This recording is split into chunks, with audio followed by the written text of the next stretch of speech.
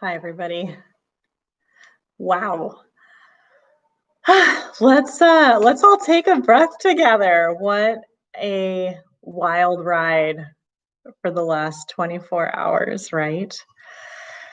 So here we are.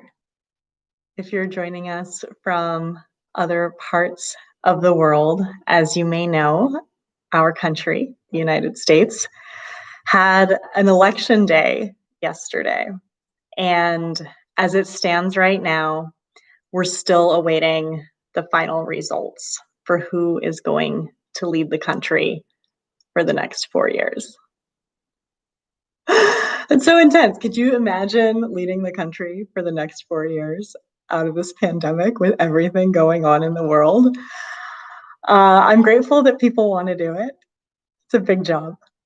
And my hope is that whatever happens, we're all going to find a way so that everybody who desires to make a difference in this world can do that. I know it's possible, and whatever the outcome of this is going to be, I know it continues to be possible. So today I just wanted to take a few minutes, maybe 5 minutes, to sit here beside you wherever you are and talk about feelings, about anxiety, and feeling like we can't control the situation. And just to remind you that we're here, and we are here in the present moment always, and we're here. Alcorn Immigration Law is here for you, and we're continuing to win visas and green cards every day, even in the current environment. So it's possible. So anxiety, what is anxiety? Anxiety is fear. Anxiety is wanting to move away from something that you feel like you can't control. And so in that, we can sit with it and realize what it is we're afraid of, or if we're angry, what it is we want to change. And in that fear, in that anger, those are the hidden resources that empower us to make a difference in the world. And that is how we can channel our anxiety into effective and healing action. And especially during times of uncertainty and waiting, it's important that we can focus on what we can control.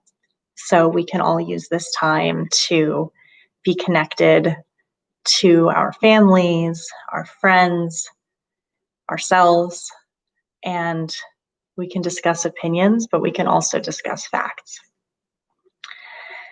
And we can read history books and my blog just to see that stuff doesn't change with immigration overnight, regardless of what happens today and this week and this month with this election.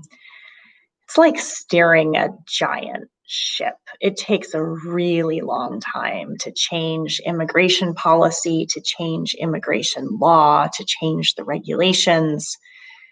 There's litigation. Like, we have a process set up for this, and this process still exists. It's a foundational bedrock. And so even if the results of the election and all of the swing states and these scintillas of 0.3% differences as the votes are being counted and maybe recounted, so even as all of that plays out, it's okay, because we can each still shape our own life to be what we want it to be. And we always have that power. That's part of what it is to be human, that we want to create, and we can. And we can always find tools and solutions, no matter how high and great the obstacles might seem. where there's a will, there's always a way. There's always a way. I know this. I've lived this firsthand. So there's always things we can do, right? First, we can sit with our feelings. I know I'm an immigration lawyer. I sound like a yoga teacher, but being taught to be a lawyer, I was trained that there always has to be a solution. Everything should lead to an actionable fight, right? But that's not how life works. And sometimes we gotta cry. Today is not the day for that for me, but it has been. And in doing that, I know that my capacity to be a leader has grown tremendously. So we can use our feelings to guide us, to understand what we want to decide in the world, and what actions we want to take. And so, speaking of actions, I hope that if you were able to vote, you voted. Thank you for voting if you did. If you can't vote because you're not a US citizen yet, there's a lot of things you can do. You can work, you can volunteer. There's lots of ways that we can all collaborate, not only to change the political landscape in the United States, but also to just craft the world we want to, whatever result this election has.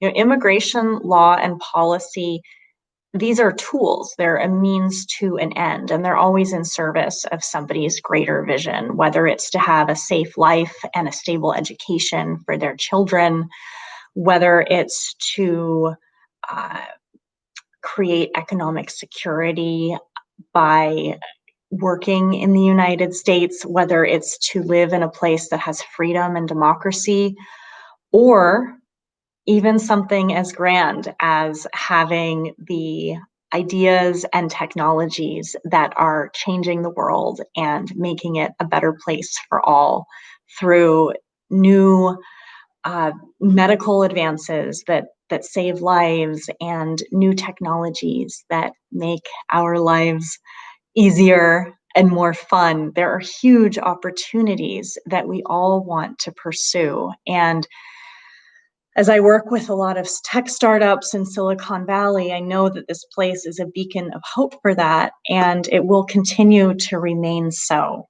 even after today, even after this election, whether it's a Biden administration or anything else.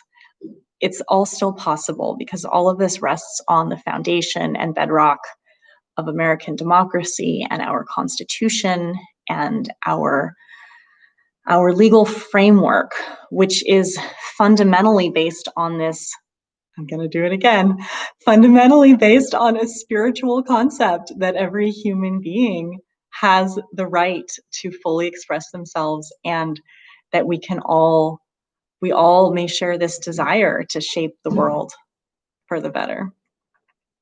So mostly, I just wanted to say that I'm here for you. Our team is here for you.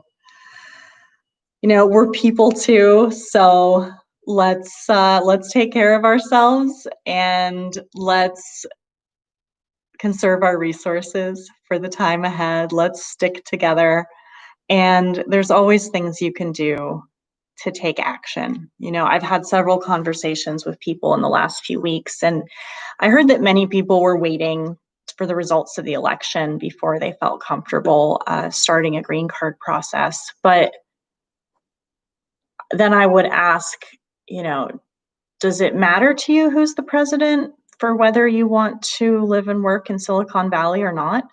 And the answer was pretty much universally no. And so what we decided in those situations was, why wait?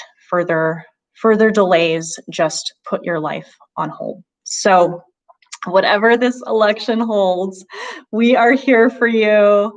I'll be publishing my TechCrunch column about it shortly. And if there's anything we can do to support you, just let us know.